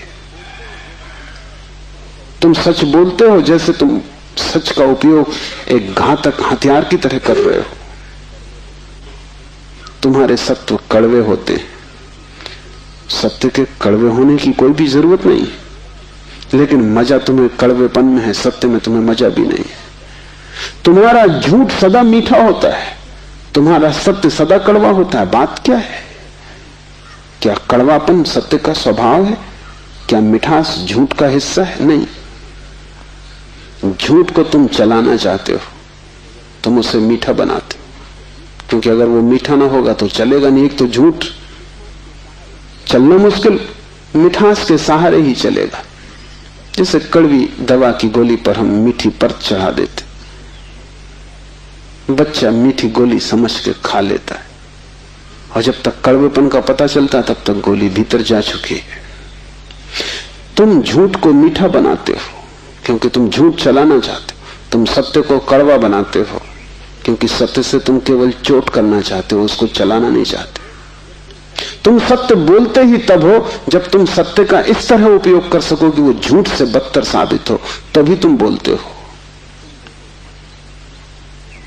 तुम बेहोश हो, तुम्हारे कृत्यों का तुम्हें कुछ पता नहीं है कि तुम क्या कर रहे हो।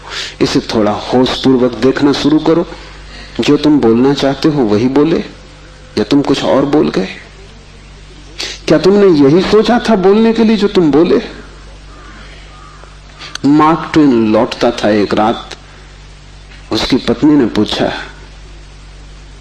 घर आया तो पत्नी ने पूछा कैसा रहा व्याख्यान? वो व्याख्यान देने गया था। उसने कहा कौन सा व्याख्यान? जो मैंने तैयार किया था वो, या जो मैंने वहां दिया वो, या जो मैं चाहता था कि देता वो? कौन सा व्याख्यान? एक तो आदमी तैयार करता है और एक आदमी फिर जो देता है, उसमें बड़ा फर्क है। और फिर एक जो घर लौटते वक्त तो सोचता है दिया होता है। वो तीनों अलग अलग है।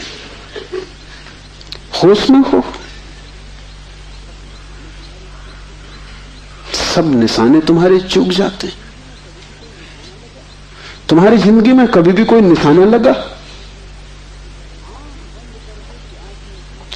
आंख बंद करके भी आदमी तीर चलाता रहे तो कभी ना कभी निशाना लगेगा। मैंने सुना है कि अगर बंद घड़ी भी दीवार पर टंगी रहे तो 24 घंटे में 2 बार सही समय बताएगी। तुम्हारी जिंदगी में ऐसा भी नहीं आया कि 2 बार भी तुमने सही समय बताया होता। तुम बंद घड़ी से गए बीते हो। अंधेरे में भी आदमी तीर चलाता रहे तो कभी ना कभी निशान तो लग जाएगा। तुम खुली आंख से होश में प्रकाश में तीर चलाते हो, कभी निशाने पे नहीं लगता। क्या बात होगी? मुल्ला नसरुद्दीन को बड़ा शौक था हिरन की शिकार करने का। तीसरी बार जब वो शिकार करने जंगल पहुंचा और जंगल के विश्राम गृह में उसने अपना सामान रखा और तैयारी की, और जब सूटकेस खोला तो उसमें एक बड़ी फोटो रखी थी और पत्नी ने उस फोटो के नीचे लिखा था, मुल्ला हिरन इस तरह का होता है। उन्हें शिकार का शौक था लेकिन हिरन का पता नहीं था। तुम कुछ भी मार मूर के घर आ जाओगे, हिरन ठीक से फोटो देख लेना। तुम सब जगह चूक गए हो, वही तुम्हारे जीवन का दुख है। और चूकने का कुल कारण है कि तुम होश में नहीं हो। इसलिए जो भी करो होश पूर्वक करो, उठो तो भी होश पूर्वक, चलो तो भी होश पूर्वक। महावीर ने कहा है विवेक से चलो, विवेक से बैठो, विवेक से भोजन करो, विवेक से बोलो, विवेक से सो तक। महावीर से कोई पूछता है कि साधु कौन, तो महावीर ने कहा जो अमूर्छित है। और असाधु कौन, तो महावीर ने कहा जो मूर्छित है, जो सोया सोया जी रहा है वो असाधु, जो जागा जागा जी रहा है वो साधु। यही शिव कह रहे हैं, चैतन्य आत्मा, चैतन्य को बढ़ाओ। धीरे धीरे आत्मा की झलक तुम्हारे जीवन में आनी निश्चित है। दूसरा सूत्र है ज्ञानम बंधा, ज्ञान बंध है। बड़ी हैरानी का सूत्र है। ज्ञान के बहुत अर्थ हैं। एक तो जब तक तुम इस ज्ञान से भरे हो कि मैं हूं, तब तक तुम अज्ञान में रहोगे, क्योंकि मैं अज्ञान है, अहंकार अज्ञान है। जिस दिन तुम आत्मा से भरोगे उस दिन हूंपन तो रहेगा, मैंपन नहीं रहेगा। मैं हूं, इसमें से मैं तो कट जाएगा, सिर्फ हूं रहेगा। इसे थोड़ा प्रयोग करके देखो। कभी किसी वृक्ष के नीचे शांत बैठकर खोजो कि तुम्हारे भीतर मैं कहां है। तुम कहीं भी ना पाओगे। हूं तो तुम सब जगह पाओगे, मैं तुम कहीं भी ना पाओगे। सब जगह तुम्हें अस्तित्व मिलेगा, लेकिन अस्तित्व के साथ अहंकार तुम्हें कहीं भी ना मिलेगा। अहंकार तुम्हारी निर्मिति है, वो तुम्हारा बनाया हुआ है, वो झूठा है, वो असत्य है, उससे ज्यादा अप्रामाणिक और कुछ भी नहीं। वो काम चलाऊ है, उसकी संसार में जरूरत है, लेकिन उसकी सत्य में कहीं भी कोई स्थान नहीं। तो एक तो मैं हूं, ये ज्ञान बंध का कारण है। मेरा बोध हूपन का बोध नहीं, हूपन का बोध तो शुद्ध है, उसमें कोई सीमा नहीं है। जब तुम कहते हो हूं, तो तुम्हारे हूं में और वृक्ष के हूं में कोई फर्क होगा? तुम्हारे हूं में और मेरे हूं में कोई फर्क होगा? जब तुम सिर्फ हो तो नदियां, पहाड़, वृक्ष सभी एक हो गए। जैसे ही मैंने कहा मैं, वैसे ही मैं अलग हुआ। जैसे ही मैंने कहा मैं, वैसे ही तुम टूट गए, पर हो गए, अस्तित्व से मैं पृथक हो गया। हूंपन ब्रह्म है और मैं मनुष्य की अज्ञान दशा है। जब तुम जानते हो कि सिर्फ हूं, तब तुम्हारे भीतर केंद्र नहीं होता, तब सारा अस्तित्व एक हो जाता है। तब तुम उस लहर की तरह हो जो सागर में खो गई। अभी तुम उस लहर की तरह हो जो जम के बर्फ हो गई है, सागर से टूट गई है। ज्ञानम बंधा, पहला तो ज्ञान बंध है, इस बात का ज्ञान कि मैं हूं। दूसरा ज्ञान बंध है वो सब ज्ञान जो तुम बाहर से इकट्ठा कर लिए हो, जो तुमने शास्त्रों से चुराया है, जो तुमने सद्गुरुओं से उधार लिया है, जो तुम्हारी स्मृति है, वो सब बंधन है। उससे तुम्हें मुक्ति ना मिलेगी। इसलिए तुम पंडित से ज्यादा बंधा हुआ आदमी ना पाओगे। मेरे पास सब तरह के लोग आते, सब तरह के मरीज, उसमें पंडित से ज्यादा कैंसर ग्रस्त कोई भी नहीं। उसका इलाज नहीं, वो ला इलाज है। उसकी तकलीफ यह है कि वो जानता है, इसलिए न वो सुन सकता न वो समझ सकता। तुम उससे कुछ बोलो, इसके पहले कि तुम बोलो उसने उसका अर्थ कर लिया है। इसके पहले कि वो तुम्हें सुने उसने व्याख्या निकाल ली। शब्दों से भरा हुआ चित्त जानने में असमर्थ हो जाता है। वो इतना ज्यादा जानता है बिना कुछ जाने, क्योंकि सब जाना हुआ उधार है। शास्त्र से अगर ज्ञान मिलता होता तो सभी के पास शास्त्र है, ज्ञान सभी को मिल गया होता। ज्ञान तो तब मिलता है जब कोई निशब्द हो जाता है, जब वो सभी शास्त्रों को विसर्जित कर देता है, जब वो सब ज्ञान को जो दूसरों से मिला है वापस लौटा देता है जगत को, जब वो उसे खोजता है जो मेरा मूल अस्तित्व है, जो मुझे दूसरे से नहीं मिला। इसे थोड़ा समझो, तुम्हारा शरीर तुम्हें मां और पिता से मिला है। तुम्हारे शरीर में तुम्हारा कुछ भी नहीं है। आधा तुम्हारी मां का दान है, आधे तुम्हारे पिता का दान है। फिर तुम्हारा शरीर तुम्हें भोजन से मिला है, वो जो रोज तुम भोजन कर रहे हो। 5 तत्वों से मिला है, वायु है, अग्नि है, 5 तत्व हैं, उनसे तुम्हें मिला है। इसमें तुम्हारा कुछ भी नहीं है। लेकिन तुम्हारी चेतना तुम्हें 5 तत्वों में से किसी से भी नहीं मिली है। तुम्हारी चेतना तुम्हें मां और पिता से भी नहीं मिली है। तुम जो जो जानते हो वो तुमने स्कूल विश्वविद्यालय से सीखा है, शास्त्रों से सुना है, गुरुओं से पाया है। वो तुम्हारे शरीर का हिस्सा है, तुम्हारी आत्मा का नहीं। तुम्हारी आत्मा तो वही है जो तुम्हें किसी से भी नहीं मिली। जब तक तुम उस शुद्ध तत्व को न खोज लोगे जो निपट तुम्हारा है, जो तुम्हें किसी से भी नहीं मिला है, न माँ ने दिया, न पिता ने, न समाज ने, न गुरु ने, न शास्त्र ने, वही तुम्हारा स्वभाव है। ज्ञान बंद है क्योंकि वो तुम्हें इस स्वभाव तक न पहुंचने देगा। ज्ञान ने ही तुम्हें बांटा है। तुम कहते हो मैं हिंदू, तुमने कभी सोचा कि तुम हिंदू क्यों हो? तुम कहते हो मैं मुसलमान, तुमने कभी विचारा कि तुम मुसलमान क्यों हो? हिंदू और मुसलमान में फर्क क्या है? क्या उनका खून निकाल के कोई डॉक्टर परीक्षा करके बता सकता है कि हिंदू का खून है, ये मुसलमान का खून है? क्या उनकी हड्डियां काट के कोई बता सकता है कि हड्डी मुसलमान से आती है कि हिंदू से आती है? कोई उपाय नहीं। शरीर की जांच से कुछ भी पता न चलेगा, क्योंकि दोनों के शरीर 5 तत्वों से बनते हैं। लेकिन अगर उनकी खोपड़ी की जांच करो तो पता चल जाएगा कि कौन हिंदू है कौन मुसलमान है, क्योंकि दोनों के शास्त्र अलग, दोनों के सिद्धांत अलग, दोनों के शब्द अलग। शब्दों का भेद है तुम्हारे बीच।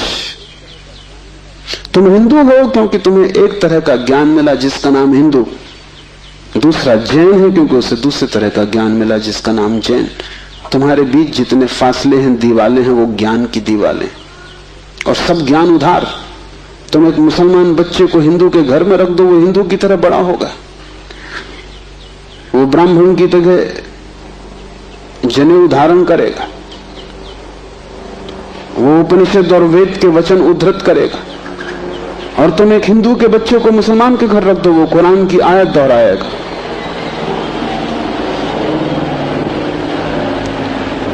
ज्ञान तुम्हें बांटता है, क्योंकि ज्ञान तुम्हारे चारों तरफ एक दीवार खींच देता है, और ज्ञान तुम्हें लड़ाता है, और ज्ञान तुम्हारे जीवन में वैमनस्य और शत्रुता पैदा करता है।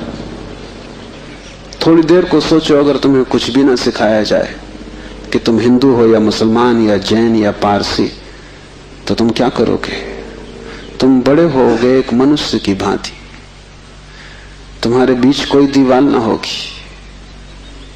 दुनिया में कोई 300 धर्म है, 300 कारागृह, और हर आदमी पैदा होते से एक कारागृह या दूसरे कारागृह में डाल दिया जाता है।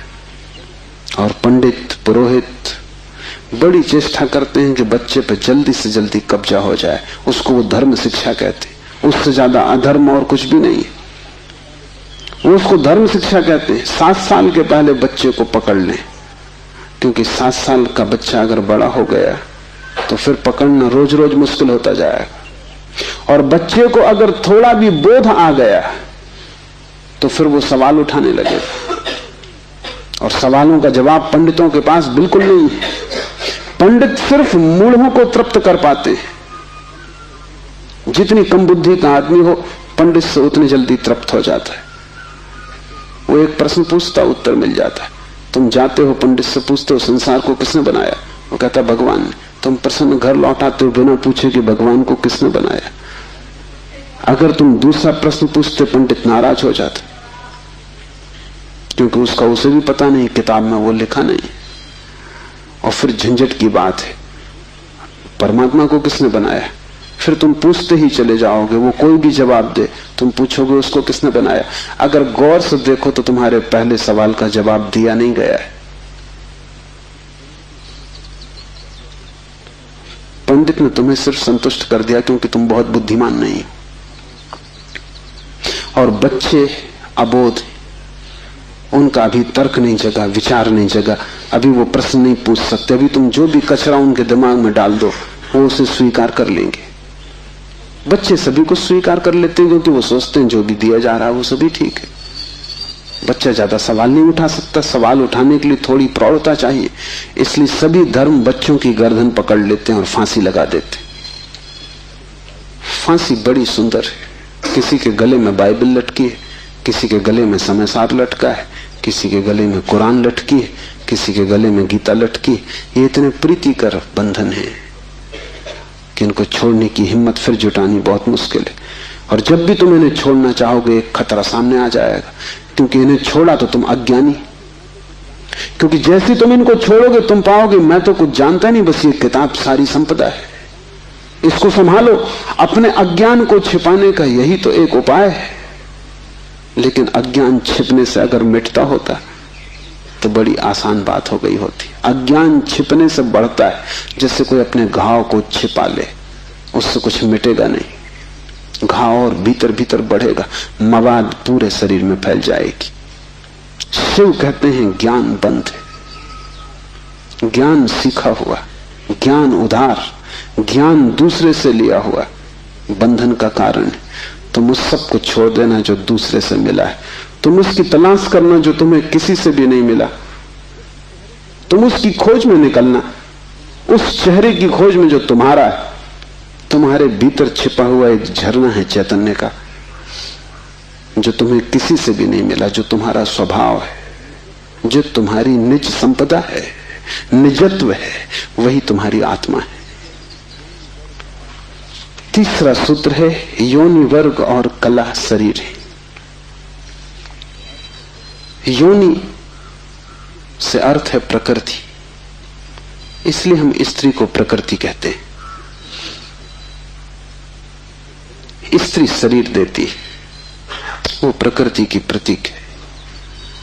और कला का अर्थ है कर्ता का भाव। एक ही कला है, वो कला है संसार में उतरने की कला, और वो है कर्ता का भाव। इन दो चीजों से मिलकर तुम्हारा शरीर निर्मित होता है। तुम्हारे कर्ता का भाव, तुम्हारा अहंकार, और प्रकृति से मिला हुआ शरीर। अगर तुम्हारे भीतर कर्ता का भाव है तो तुम्हें योग्य शरीर प्रकृति देती चली जाएगी। इसी तरह तुम बार बार जन्मे हो। कभी तुम पशु थे, कभी पक्षी थे, कभी वृक्ष थे, कभी मनुष्य।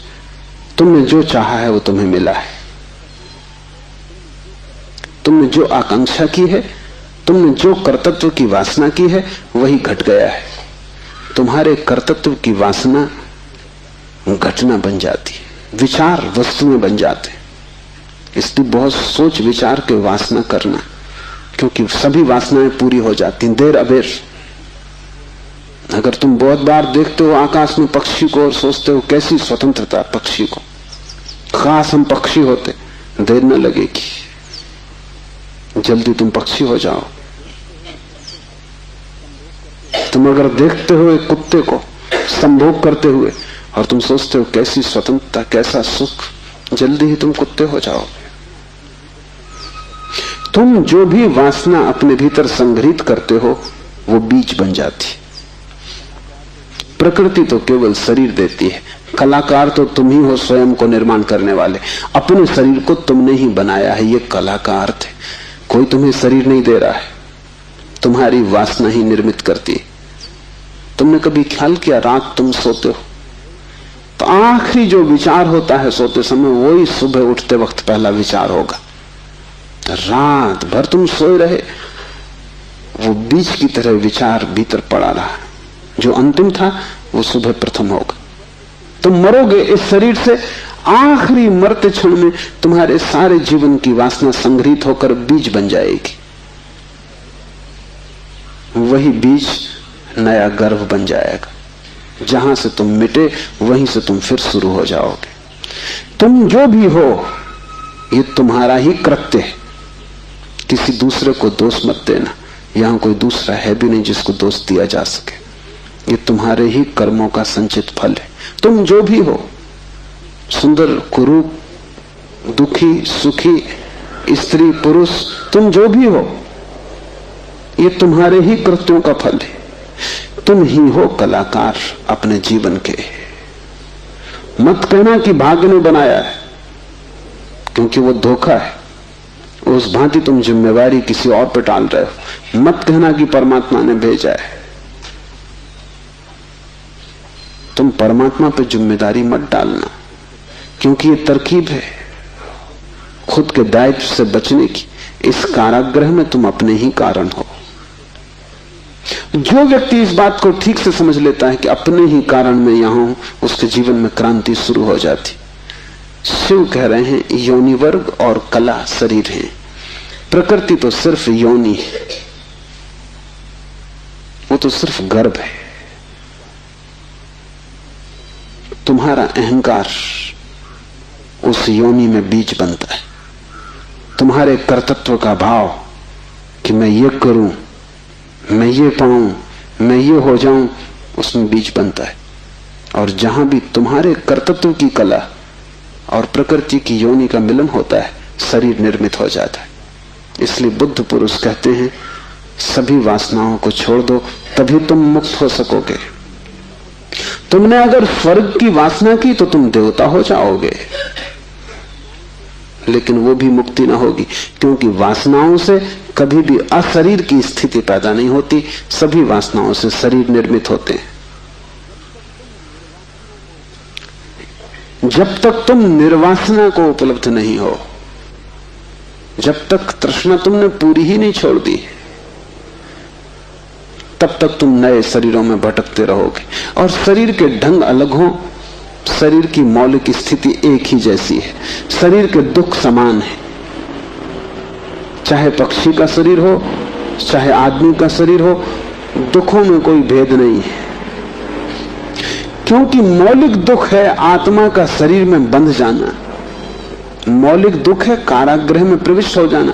फिर कारागृह की दीवारें वर्तुलाकार हैं कि त्रिकोण है कि चौकोन है, उससे कोई हल नहीं होता, उससे कुछ फर्क नहीं पड़ता है। तुम भला सोचते हो फर्क पड़ता है। एक मेरे मित्र हैं, ड्राइंग के शिक्षक हैं, उन्हें जेल हो गई। लौटे 3 साल बाद तो मैंने उनसे पूछा कैसे रहे दिन, कैसे कटे दिन। उन्होंने कहा और तो सब ठीक था, लेकिन मेरी कोठरी के कोने 90 कोण के नहीं थे। वो ड्राइंग के शिक्षक हैं, उनकी बुद्धि वो 90 कोण के नहीं थे कोठरी के कोने। उनकी असली तकलीफ 3 साल यही रही, क्योंकि उसी कोठरी में रहना और बार बार देखना वो कोना, वो 90 कोण का नहीं। तो जो बात उन्होंने मुझसे कही वो ये कि तो और तो सब ठीक था, बाकी कुछ अड़चन न थी, लेकिन कोने ठीक 90 के नहीं थे। कोने 90 के हों कि 90 के ना हो, इससे क्या बुनियादी फर्क पड़ेगा। कारागृह कारागृह, पक्षी का शरीर के आदमी का बहुत फर्क नहीं पड़ता। बंद तुम हो गए वही दुख है, बंध गए तुम वही दुख है। वासना बांधती है, वासना है रज्जु जिससे हम बंधते हैं। और ध्यान रखना तुम्हारे अतिरिक्त और कोई जिम्मेवार नहीं है। उद्धमो भैरवा, चौथा सूत्र है उद्धम ही भैरव है। उद्धम उस आध्यात्मिक प्रयास को कहते हैं जिससे तुम इस कारागृह के बाहर होने की चेष्टा करते हो। भैरव शब्द पारिभाषिक है। भा का अर्थ है भरण, रा का अर्थ है रवण, वा का अर्थ है वमन, भरण का अर्थ है धारण, रवण का अर्थ है संहार और वमन का अर्थ है फैलाना। भैरव का अर्थ है ब्रह्म, जो धारण किए है, जो संभाले है, जिसमें हम पैदा होंगे और जिसमें हम मिटेंगे, जो विस्तार है और जो ही संकोच बनेगा, जो सृष्टि का उद्भव है और जिसमें प्रलय होगा। मूल अस्तित्व का नाम भैरव है। शिव कहते हैं उद्धम ही भैरव है। और जिस दिन भी तुमने आध्यात्मिक जीवन की चेष्टा शुरू की, तुम भैरव होने लगे, तुम परमात्मा के साथ एक होने लगे। तुम्हारी चेष्टा की पहली किरण और तुमने सूरज की तरफ यात्रा शुरू कर दी। पहला ख्याल तुम्हारे भीतर मुक्त होने का, और ज्यादा दूर नहीं है मंजिल, क्योंकि पहला कदम करीब करीब आधी यात्रा है। उद्धम भैरव है।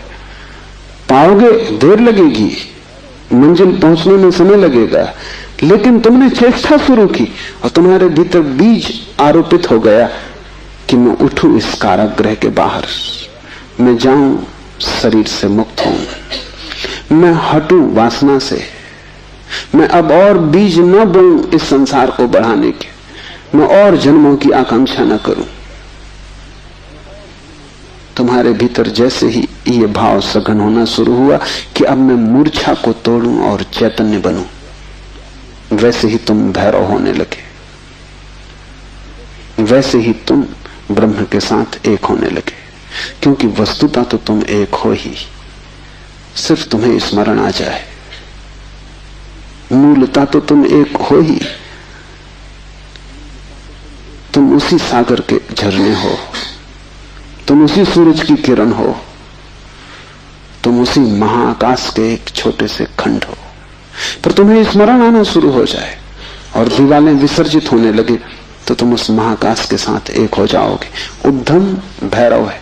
बड़ी सघन चेष्टा करनी जरूरी है, क्योंकि नींद गहरी है। तोड़ोगे सतत तो ही टूट पाएगी, आलस्य करोगे संभव नहीं होगा। आज तोड़ोगे, कल फिर बना लोगे तो फिर भटकते रहोगे। एक हाथ से तोड़ोगे, दूसरे से बनाते जाओगे तो श्रम व्यर्थ होगा। उद्यम का अर्थ है तुम्हारी पूरी चेष्टा संलग्न हो जाए। लोग मेरे पास आते हैं, वो कहते हैं हम करते हैं लेकिन कुछ हो नहीं रहा, और मैं उनकी शक्ल देखता हूं, वो करते हैं ही नहीं, या ऐसा मरे मरे करते हैं जैसे मक्खियां उड़ा रहे हैं। उनके करने में कोई प्राण नहीं है, इसलिए नहीं होता। लेकिन वो आते ऐसे हैं जैसे कि वो परमात्मा पे कोई बड़ी कृपा कर रहे हैं कि करते हैं और नहीं हो रहा, तो शिकायत लेके आए कि कहीं कुछ गड़बड़ हो रही, कहीं कोई अन्याय हो रहा है, कि दूसरों को हो रहा है, हमें नहीं हो रहा। इस जगत में अन्याय होता ही नहीं। इस जगत में जो भी होता है न्याय है, क्योंकि यहां कोई आदमी नहीं बैठा है न्याय अन्याय करने को। जगत में तो नियम है, उन्हीं नियमों का नाम धर्म है। तुम अगर इस क्षेत्र से चले गिरोगे, टांग टूट जाएगी, तो तुम जाके अदालत में ये नहीं कहोगे कि गुरुत्वाकर्षण के कानून पर एक मुकदमा चलाता हूं, तो अदालत कहेगी तुम तिरछे मत चलते। गुरुत्वाकर्षण तुम्हें गिराने में उत्सुक नहीं है, न तुम्हें संभालने में उत्सुक है। तुम जब सीधे सीधे चलते हो वही तुम्हें संभालता है, जब तुम तिरछे चलते हो वही तुम्हें गिराता है। न गिराने की उसकी कोई आकांक्षा है, न संभालने की। तटस्थ है जगत का नियम। उस तटस्थ नियम का नाम धर्म है। उसको हिंदुओं ने रित कहा है। वो परम नियम है। वो तुम्हारी तरफ पक्षपात नहीं करता कि किसी को गिरा दे, किसी को उठा दे। तुम जैसे ही ठीक चलने लगते हो वो तुम्हें संभालता है। तुम गिरना चाहते हो वो तुम्हें गिराता है। वो हर हालत में उपलब्ध है। तुम जैसा भी उसका उपयोग करना चाहते हो वो तुम्हें खुला है, उसके द्वार बंद नहीं है। तुम सिर ठोकना चाहते हो दरवाजे से, सिर ठोक लो।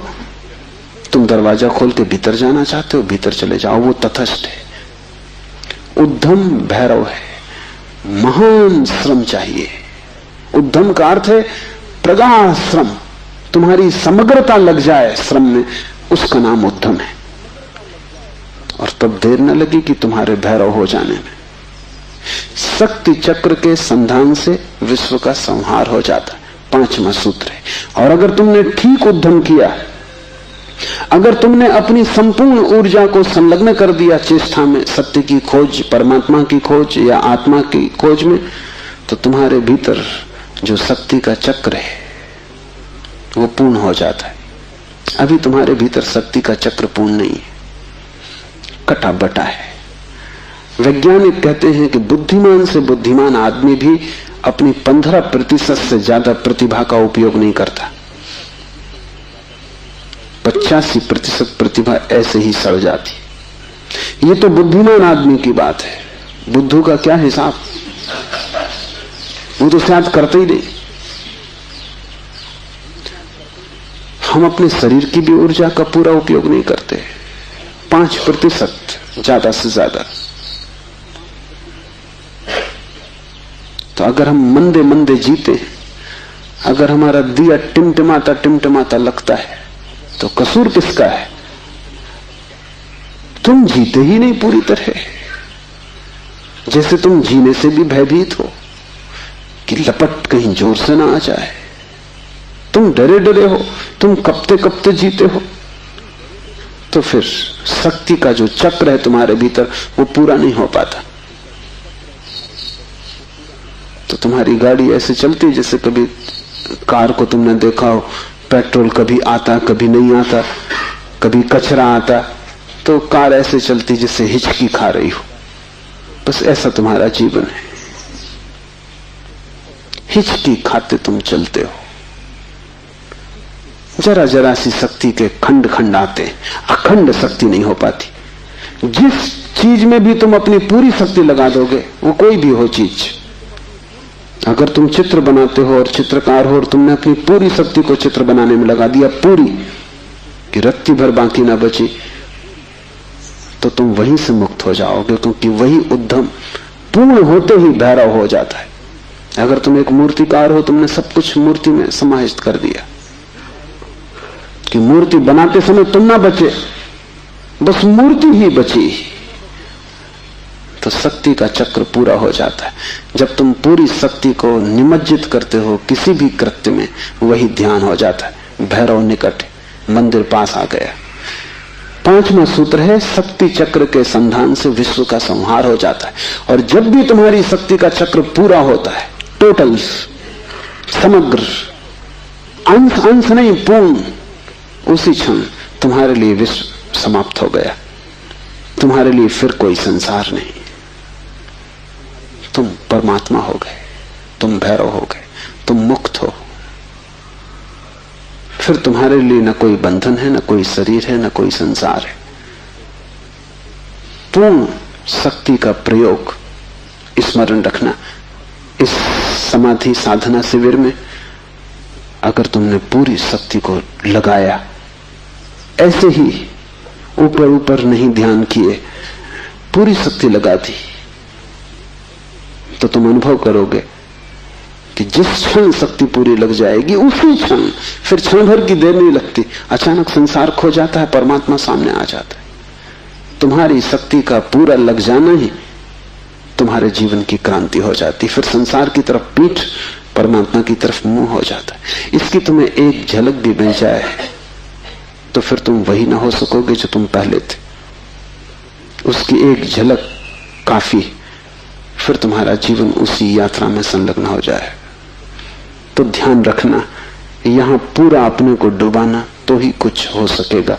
अगर तुमने थोड़ा भी अपने को बचाया तो तुम्हारा श्रम व्यर्थ है।